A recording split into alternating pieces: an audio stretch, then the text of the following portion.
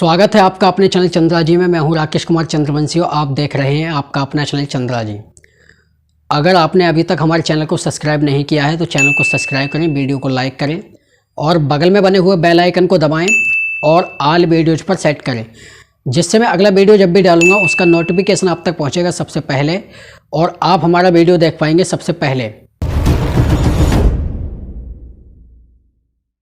इसमें कोई दो राय नहीं है कि जो भी हमारे धर्म ग्रंथ थे या इतिहास ग्रंथ थे उनमें भारी मात्रा में मिलावट की गई है।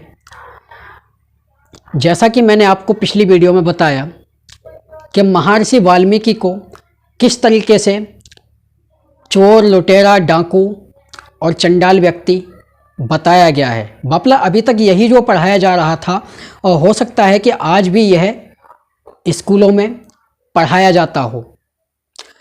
तो क्या इन लोगों ने ऋषि महर्षियों को बदनाम करने का ठेका ले रखा है? खैर कोई बात नहीं, जानते हैं आगे। जैसा कि आप सबको पता है कि नालंदा यूनिवर्सिटी में आग लगा दी गई थी। काफी दिनों तक इतिहासकारों का तो मानना यहां तक है कि 1 महीने तक पुस्तकें यूं ही धू धू करके जलती रहीं, कोई नहीं गया बचाने के लिए। अब आप यहीं से अनुमान लगा सकते हैं कि अगर हमारे धर्म ग्रंथों में मिलावट या इतिहास ग्रंथों में मिलावट नहीं की गई है तो नालंदा यूनिवर्सिटी को जलाने का क्या मतलब बन जाता है। मतलब सीधा साफ है कि अगर किसी को धर्म से हटाना हो या उसका धर्म भ्रष्ट करना हो तब सीधे सीधे उसके इतिहास को ख़त्म कर दो या इतिहास में मिलावट कर दो। क्योंकि जब इतिहास में मिलावट हो जाती है तो आदमी यह नहीं सोच पाता है कि क्या है, क्या सही है, क्या गलत है, क्योंकि वो अपना इतिहास ही भूल जाता है और बार बार उसी चीज़ को सामने लाया जाता है कि देखिए कि आपके यहाँ ऋषि महर्षि आदि तो ऐसे थे, चोर थे, लुटेरे थे, डाकू थे। उन्हीं चीज़ों को सामने लाया जाता है। तर्क, तथ्य और प्रमाणों के आधार पर देखने पर पता चलता है कि जो वह बता रहा है, वह जो अब तक हमें पढ़ाया गया, वह बताया गया, वो सिर्फ झूठ, अंधविश्वास और पाखंड के अलावा कुछ नहीं है। सिर्फ एक दंत कथा है। कुछ दंत कथाओं के माध्यम से ही हमें ये पढ़ाया जाता है कि वाल्मीकि चोर थे, लुटेरे थे, डाकू थे।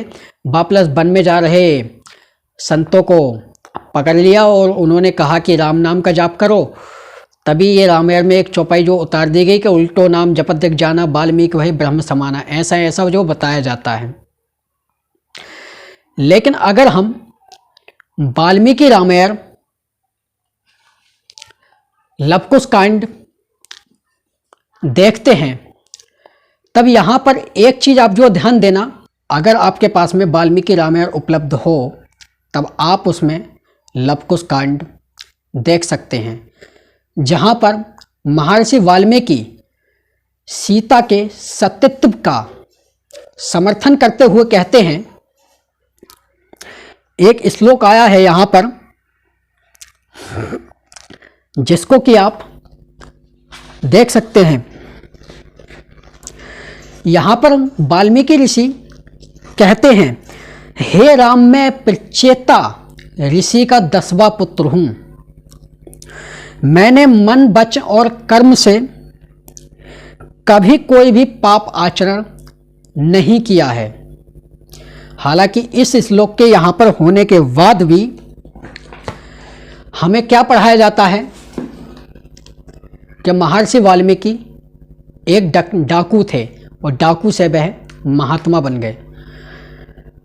क्या आपने कभी अपने जीवन में कोई जो डाकू हो या चोर हो या लुटेरा हो उसको कभी भी महात्मा बनते हुए या ज्ञानी बनते हुए देखा है? और इतना ही नहीं, ये तक कह दिया कि उल्टा नाम जपत जाना, वाल्मीकि वही ब्रह्म समाना।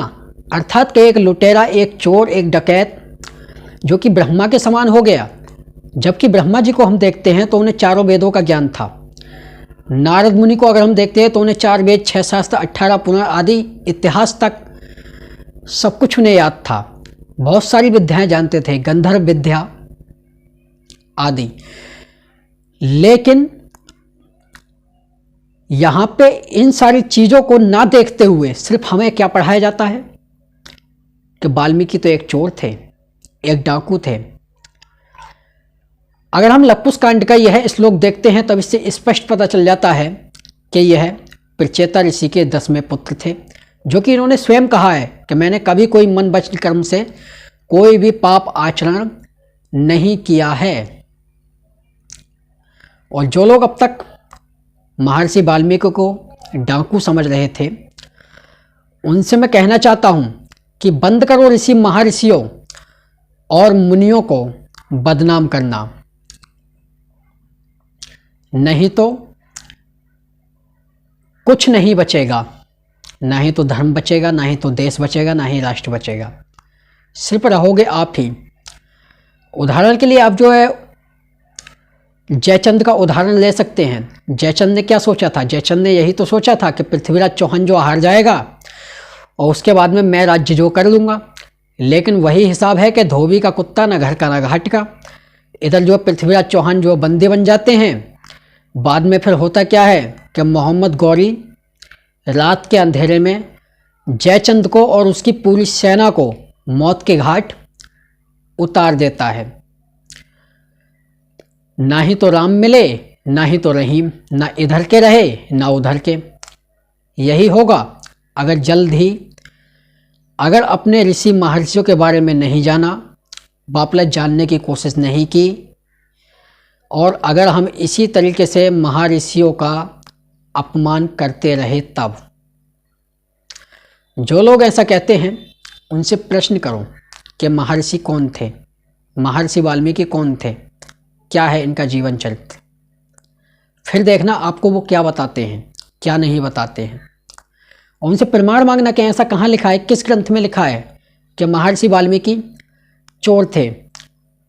किसी भी इतिहास ग्रंथ में अगर आप उठा के देखते हैं वाल्मीकि रामायण, तो आपको कहीं नहीं मिलेगा लिखा हुआ।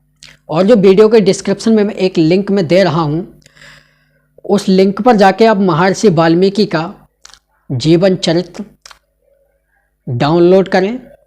PDF फाइल है, वहाँ से डाउनलोड करके आप जो पढ़ सकते हैं।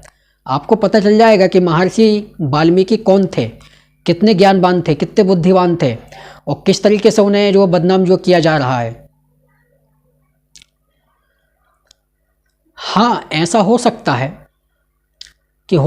कि वह कोई दूसरा हो, क्योंकि एक ही नाम से अनेक व्यक्तियों का होना असंभव नहीं है। उदाहरण के लिए मैंने आपको पिछली वीडियो में भी बताया कि मेरा नाम राकेश है। अब राकेश नाम से अगर मैं जहाँ पे रहता हूँ अपने गांव में, अगर मैं यहाँ की बात करूँ तो यहाँ पे लगभग 3 या 4 जो राकेश मिलते हैं। अब इसका मतलब ये नहीं है उनने के दूसरे राकेश हैं, उनने के जो यहाँ पे मैं बोल रहा हूँ वही जो वो जो बोलेंगे, नहीं। आदमी, हर इंसान का गुण, कर्म, स्वभाव अलग अलग होता है। हर इंसान की बुद्धि अलग काम करती है।